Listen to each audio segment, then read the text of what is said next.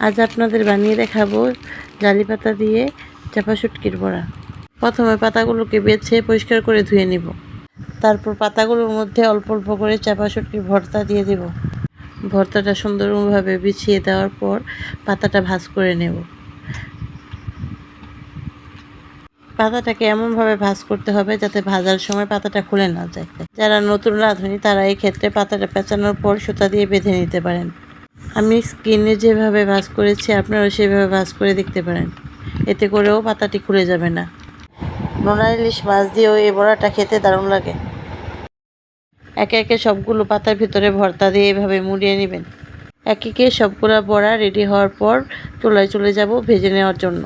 একটা ফ্রাই প্যানে পর্যাপ্ত পরিমাণ তেল গরম করে একে একে বড়াগুলো দিয়ে দেব। জালি পাতা বা কুমড়ো পাতা দিয়ে এই বড়াগুলো বানালে খেতে কিন্তু অসাধারণ লাগে। গরম ভাতের সাথে এমন একটা বড়া হলে আর কিছু লাগে না। বড়াগুলো সবগুলো দেওয়ার পর হালকা একটু লবণ উপর দিয়ে ছিটিয়ে দিব, যাতে করে পাতাগুলোর ভিতরে একটু লবণ ঢোকে এবং খেতে ভালো লাগে। তারপর বড়াগুলো উল্টে পাল্টে ভেজে নেব, যাতে করে বড়ার দুই পাশই ভালোভাবে ভাজা হয়।